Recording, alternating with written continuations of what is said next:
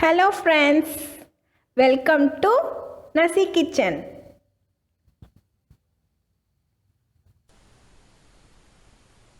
Hi friends, இன்னைக்கு நம்ம சேனல்ல ரொம்பவே ஒரு சூப்பரான எக் கேரமல் புட்டிங் தாங்க பார்க்க போறோம். வேற லெவல் டேஸ்ட்ல இருக்கும், ரொம்பவே சூப்பரா இருக்கும். எல்லாரும் ரொம்பவே விரும்பி சாப்பிடுவாங்க. வாங்க இந்த ரெசிபி போனோமா எப்படி செய்யறதுன்னு பார்க்கலாம். இப்போ அதுக்கு ஒரு கடாய் நல்லா மீடியம் ஹீட்டில் இருக்கிற மாதிரி பார்த்துட்டு ஒரு 3/4 கப் அளவு சுகர் வந்து நம்ம உள்ளே சேர்த்துக்கலாம்.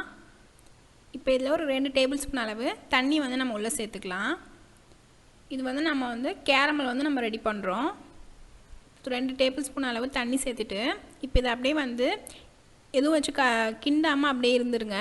கரெக்டாக அந்த தண்ணி இந்த சுகர் எல்லாமே கரெக்டாக மெல்ட் ஆகி வரும். இப்போ இந்த ஹீட்லேயே வந்து நல்லா அந்த சுகர் வந்து மெல்ட் ஆகி வரும்போது தான் நம்மளுக்கு கேரமல்ஸ் வந்து கரெக்டாக நம்மளுக்கு வந்து ரெடி ஆகியிருக்கும். இப்போ இதை வந்து பாருங்கள், ஒரு 10 நிமிஷம் கழித்து நான் வந்து எதுவுமே பண்ணாமல் இருந்தேன். இந்த மாதிரி லைட்டாக கொதிச்சு வந்திருக்கு. இப்போ வந்து இதை மீடியம் ஹீட்லேயே வச்சு நம்ம அப்படியே கொதிக்க வைக்கணும்.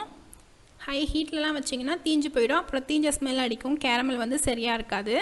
இப்போ இந்த மாதிரி மீடியம் ஹீட்டில் வச்சு நீங்கள் கொதிக்க வச்சிங்கன்னா பாருங்கள், நம்மளோட கேரமல் வந்து சூப்பராக ரெடி ஆகிடுச்சு.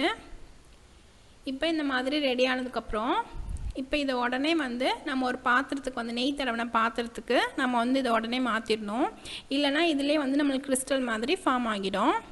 இப்போ இதை உடனே ஒரு பாத்திரத்துக்கு மாற்றிடுங்க. இந்த ப்ராசஸ் மட்டும் உடனே நடக்கணும். இப்போ பாருங்கள், நான் இந்த மாதிரி நெய் தடவின பாத்திரத்துக்கு மாற்றி எடுத்து வச்சுருக்கேன். இப்போ இது வந்து அப்படியே இருக்கட்டும். இப்போ நம்ம அடுத்தது வந்து புட்டிங் ரெடி பண்ணுறதுக்காக நம்ம ஒரு மிக்ஸி ஜாரில் ஒரு 4 முட்டை வந்து நம்ம உடச்சி ஊற்றிக்கலாம். நான் வந்து இன்றைக்கி முட்டை பயன்படுத்தி தான் செய்கிறேன். உங்களுக்கு முட்டை பிடிக்காதுன்னா நீங்கள் ஆயிலும் கர்டு மட்டும் பயன்படுத்தி கூட நீங்கள் இந்த மாதிரி செய்யலாம். இப்போ இதில் ஒரு 4 முட்டை வந்து உடச்சி ஊற்றிட்டு இப்போ இதில் ஒரு 2 பிஞ்ச் அளவு சால்ட் வந்து நம்ம உள்ளே சேர்த்துக்கலாம். நான் வந்து இன்றைக்கி மிக்ஸி ஜாரில் பிளெண்ட் பண்ணுறேன். உங்களுக்கு வேணால் நீங்கள் எலக்ட்ரிக் பீட்ரு கூட வச்சு பிளெண்ட் பண்ணிக்கலாம்.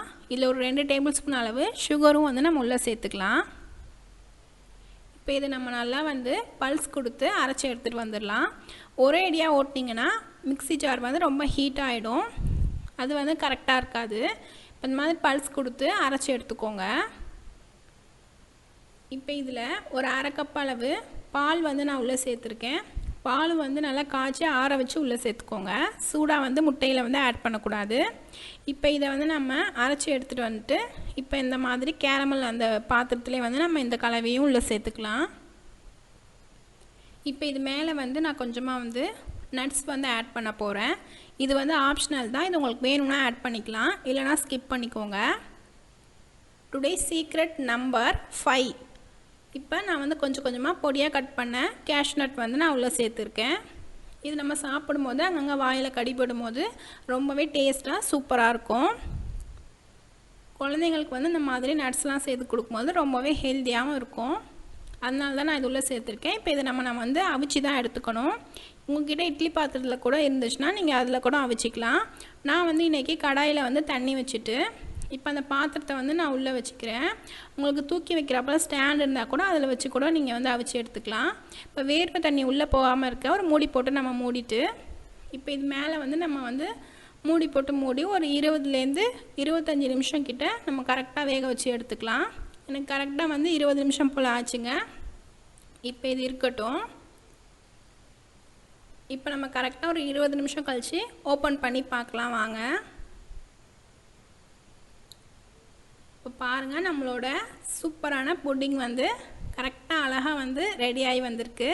இப்போ இது உள்ளே வந்து இந்த மாதிரி ஒரு குச்சி வச்சு பார்த்தீங்கன்னா ஒட்டாமல் வரணும்.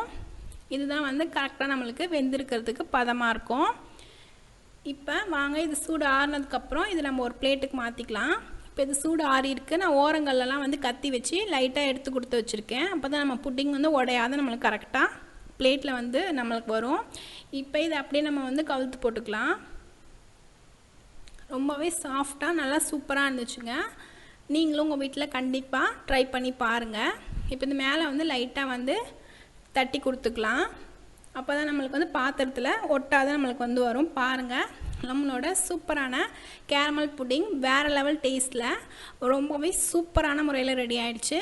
நீங்களும் உங்கள் வீட்டில் கண்டிப்பாக அந்த ரெசிபியை ட்ரை பண்ணி பார்த்துட்டு எப்படி இருந்துச்சுன்னு சொல்லி மறக்காமல் நம்ம கமெண்ட்டில் சொல்லுங்கள். இந்த ரெசிபி பிடிச்சிருந்தா மறக்காமல் நம்ம சேனலை சப்ஸ்கிரைப் பண்ணி வச்சு பார்த்துக்கோங்க.